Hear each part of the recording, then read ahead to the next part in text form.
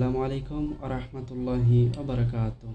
স্বাগতম ইসলামের কথা মিডিয়াতে। প্রিয় দর্শকবৃন্দ, আমি আপনাদের সাথে আছি আরমান হোসেন রুবেল। আপনারা দেখছেন ইসলামের কথা মিডিয়া।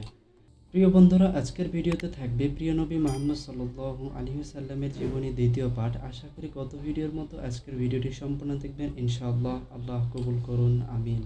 প্রিয় দর্শক, অবশ্যই চ্যানেলটি সাবস্ক্রাইব করে পাশে থাকা বেল আইকন অন রাখবেন এ ধরনের হাদিস ভিডিও, ইসলামিক কুইজ, মাসাইল বিষয়ে ভিডিও পেতে ইনশাআল্লাহ। তাহলে চলুন দেরি না করে শুরু করছি আজকের ভিডিও। আশা করি আপনি পুরো ভিডিও সাথে থাকবেন ইনশাআল্লাহ।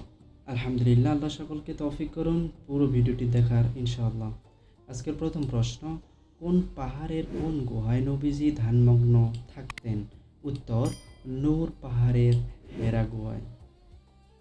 প্রশ্ন 2, কত বছর বয়সে নবী সাল্লাল্লাহু আলাইহি ওয়াসাল্লামের উপর ওহী নাজিল হয়?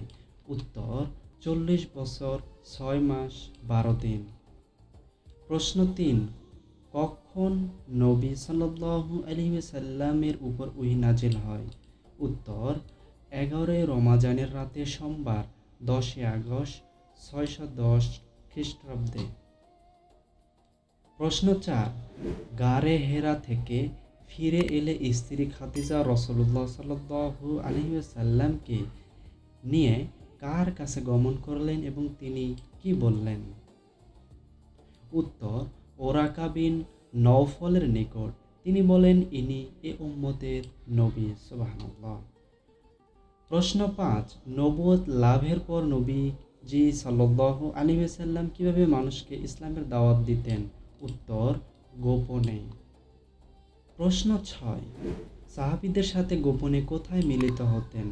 উত্তর, আরকাম বিন আবুল আরকামের গৃহে। প্রশ্ন 7, গোপন দাওয়াতের সময় কাল কত বছর ছিল? উত্তর, 3 বছর ছিল। প্রশ্ন 8, মক্কি জীবনের দাওয়াতি কাজ কয়টি পর্যায়ে বিভক্ত ছিল? প্রত্যেক পর্যায়ে সময়কাল কত ছিল? উত্তর, 3টি পর্যায়ে। উত্তর ক, গোপনে দাওয়াত প্রথম 3 বছর। খ, মক্কাবাসীদের মাঝে প্রকাশ্য দাওয়াত নবুয়তের 4র্থ বছর থেকে 10ম বছর পর্যন্ত।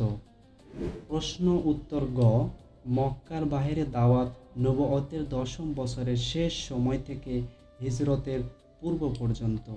প্রশ্ন 9, সর্বপ্রথম কারা ইসলাম গ্রহণ করেন? উত্তর, সর্বপ্রথম ইসলাম গ্রহণ করেন নারীদের মধ্যে খাদিজা রাদিয়াল্লাহু আনহা, পুরুষদের মধ্যে আবু বকর সিদ্দিক রাদিয়াল্লাহু আনহু, বালকদের মধ্যে আলী রাদিয়াল্লাহু আনহু, কৃতদাসদের মধ্যে যায়েদ বিন হারিসা রাদিয়াল্লাহু আনহু। সুবহানাল্লাহি ওয়া বিহামদিহি। প্রিয় বন্ধুরা, ভিডিওগুলো কেমন লাগে অবশ্যই কমেন্টের মাধ্যমে জানাবেন ইনশাআল্লাহ। প্রশ্ন 10, কাফের হওয়া সত্ত্বেও দাওয়াতি কাজে কে নবীজিকে সহযোগিতা করতেন? উত্তর, চাচা আবু তালেব।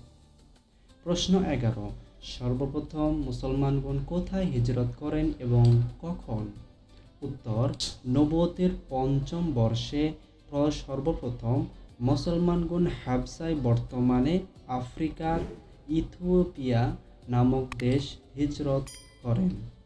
প্রশ্ন 12, আবিসিনিয়া বা হাবশার দ্বিতীয় হিজরতে কতজন পুরুষ ও কতজন নারী ছিলেন? উত্তর, 83 জন পুরুষ ও 19 জন নারী ছিলেন।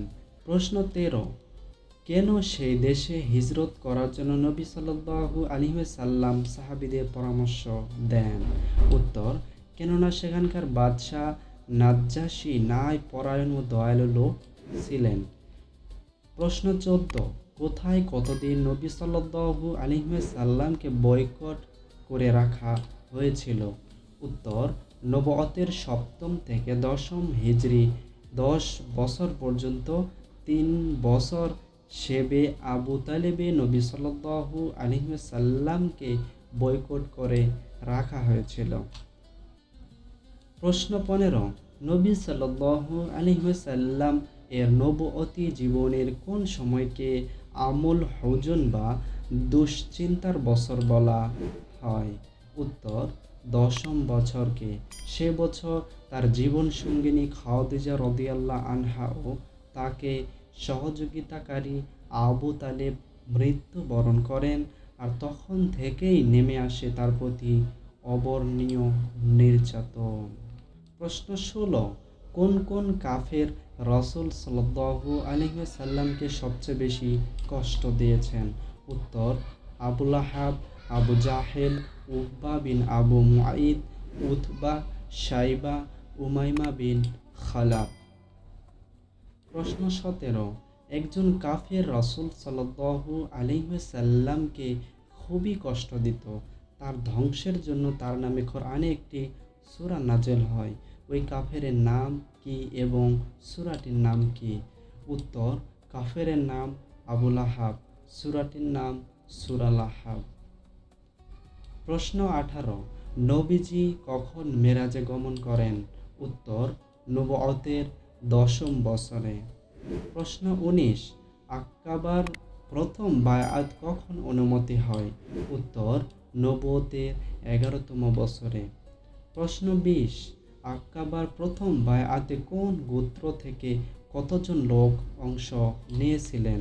উত্তর, মদিনার আউস ও খাজরাজ গোত্রের ১২ জন লোক। সুবহানাল্লাহি ওয়া বিহামদিহি। আলহামদুলিল্লাহ, আজকের ভিডিও এ পর্যন্তই। আশা করি আপনাদের ভিডিওটি ভালো লেগেছে। ভালো লাগলে অবশ্যই like, comment, share, subscribe my channel. প্রিয় বন্ধুরা, ভিডিওতে কোনো ভুল ত্রুটি হলে অবশ্যই ক্ষমার দৃষ্টিতে দেখবেন। আগামী ভিডিওর অপেক্ষায় থাকবেন। অবশ্যই চ্যানেলটি সাবস্ক্রাইব করবেন যাতে পরবর্তী ভিডিও আসার সাথে সাথে নোটিফিকেশান পেতে পারেন। আজকের ভিডিও এই পর্যন্ত। সকলে ভালো থাকুন, সুস্থ থাকুন, পরিবারে খেয়াল রাখুন, নিজে সুস্থ থাকুন।